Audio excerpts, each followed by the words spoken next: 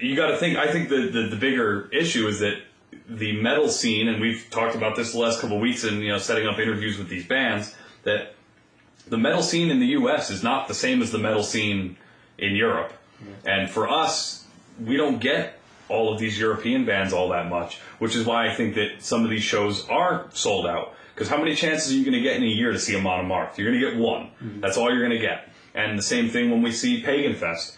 Fintroll comes here once a year, if that. So all of a sudden, we were lucky and saw them twice in a year. Mm-hmm. So I think as far as the live shows go, being from Europe is what makes people even bigger fans when they come, because they feel like it's a special thing. Like, I have to see this band now. Yeah. But bands like Draconian, you've been a fan of Draconian for years now. They have never come to America. Yeah. And that definitely, I think it costs them fans. Yeah, definitely. I mean, I think we would have a lot more diehard Draconian fans or diehard Arafel fans if the bands got here. Yeah, if they're around here more often. Yeah. And, if major metal labels actually existed, or metal radio, or some way for metal to spread other than the internet. And while I'm not a fan of Facebook and MySpace, that's really the only way these bands get out there. Yeah, they're only outlets. Yep. And that's, I wouldn't hear of this stuff otherwise. Even the major bands don't get here that much. I mean, Opeth is about as big as you can get without becoming mainstream. Though some people would consider it mainstream. Depending where you're from, really. Yeah, exactly. But I mean, they don't get here that often, and they tour. When they tour, it's they do a lot of dates in Europe, and then we get like kind of the leftovers. Yeah. Sad. We really should move to Finland, Norway.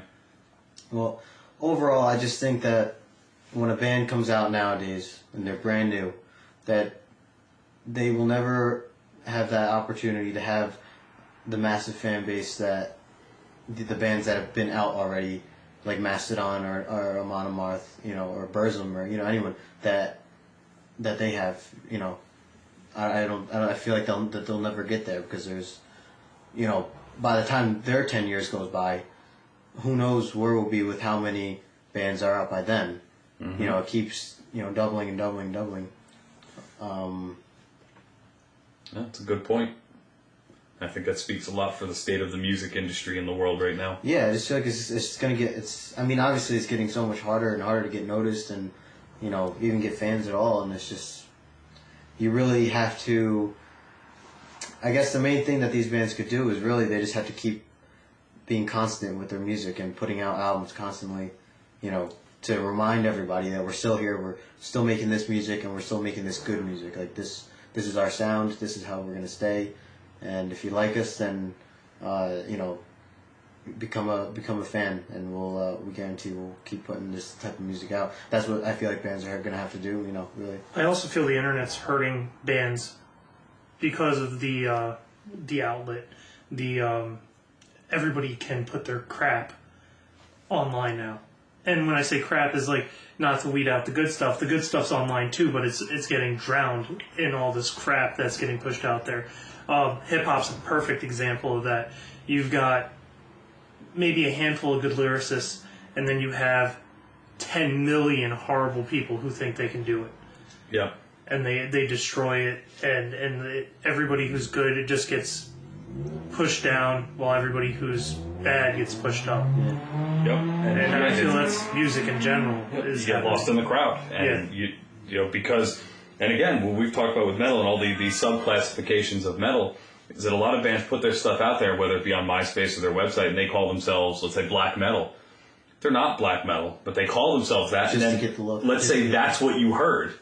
Now you go, oh, what is this? No, now I don't like black metal, because you think that these couple really terrible bands are the face of the genre, when in actuality they're not.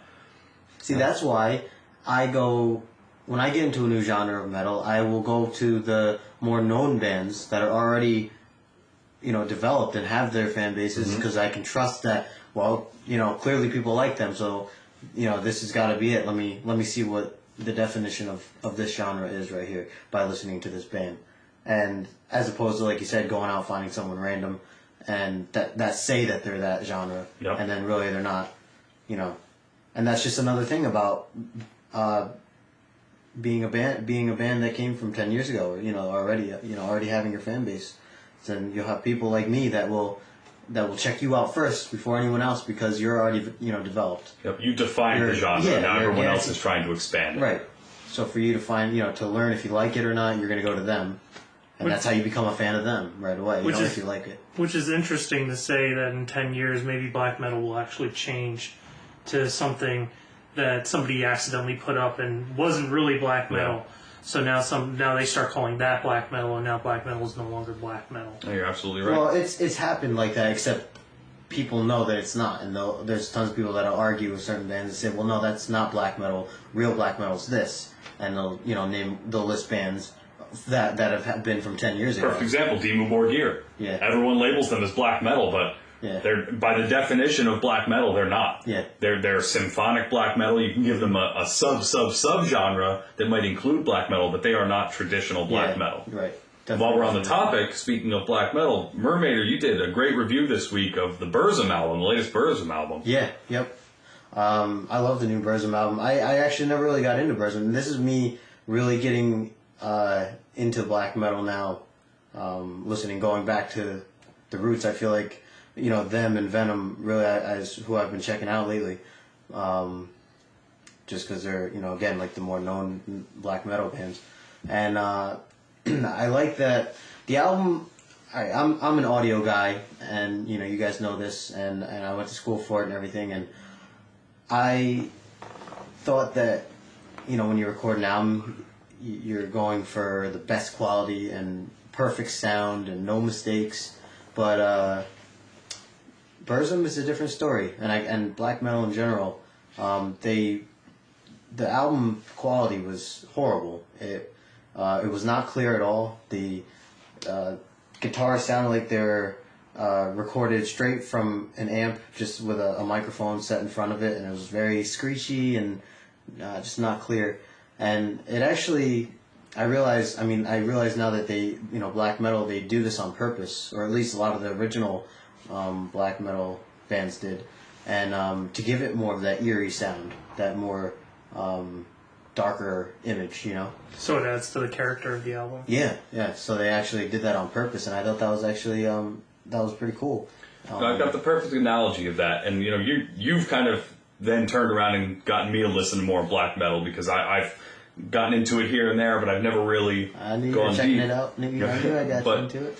It's like an artist. You don't always have to paint with the best paints to do something beautiful. You can use watercolors, crayons, markers, and that's what black metal is. It's a brilliant art form, but it's just done in a very low quality recording style. If you're talented, regardless, you're going to see the talent, within the art. But now, don't you think, to tie two topics together, that in the idea of bands copying other bands and flooding the market with bands, because black metal doesn't require sophisticated recording equipment, don't you think in our going around on the internet and picking around for new bands, you find 20,000 black metal bands who are god awful, but they do it because it's easy.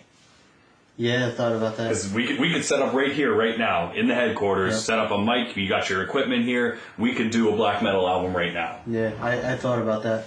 Well, I'll tell you one thing that this has definitely opened me up to is that from now on, I will definitely not judge the album on its quality immediately like I was, because I would get an album, I'd listen to it, and if the quality was bad, deleted it right then and there. But now I'll stop and say, well, let me listen to the actual notes that are being played. Let me listen to the actual lyrics that are being said and see if maybe there is some talent in this band, and it's not, I'm not going to let the quality hold me back. But as an audio guy, don't you find yourself thinking in your head, wow, just imagine what this would have sounded like if it was done with professional equipment and in good studio? Yeah, I think back to that too. And there's no way that it's really that's the style. If that's how that's how it's supposed to be, then that's how it's supposed to be. There is a difference between that and we couldn't afford it, so this is all we had. And we don't want it to be like this, but we can't afford it. There's a difference. But if you're part of the band and you're saying, no, this is black metal and this is how it's supposed to sound, then that's if I like that, if I still like it, then it sounds good. It's awesome when you start to love something, you become the hardest critic on it. Yep. Which is always cool. I think that we've learned that so much by running this site and doing these podcasts. Is when you listen to so much, and we try to digest so many albums in a week and in a month, and we're talking about these things all the time. And it's not just, hey, we both listened to one album today. It's like, did you check out these 20 albums yesterday? Yeah. And they're just, like you said before, there aren't enough hours in the day to get through everything that you want to. Yeah. And and that's why I'm hoping still now that I'm hoping that maybe out of the 20 bands that we hear daily, new bands, I hope that, I'm going to stumble across a band where I'm going to become a diehard fan of it.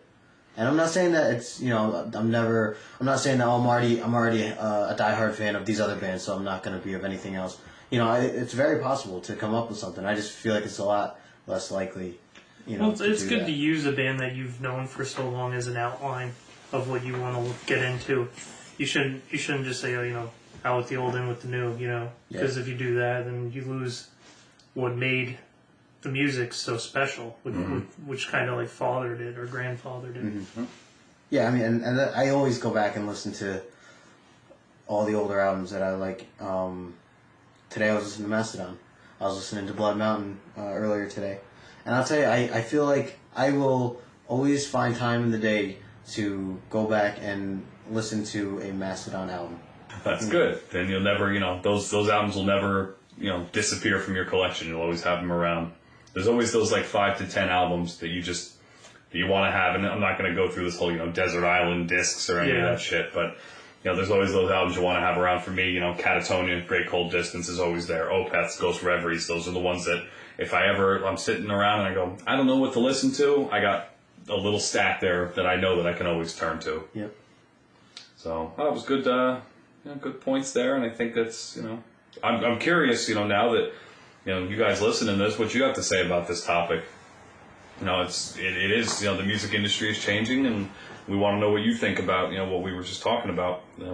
We want your opinions on the matter. We love comments. We got a bunch of comments this week, which is great. Yeah. Let us know. We do enjoy that. Chime in. And now we actually, we set up on the site, we have our own Amazon.com store. It's the Sorrow Eternal store. Every album that we review will be available in that store.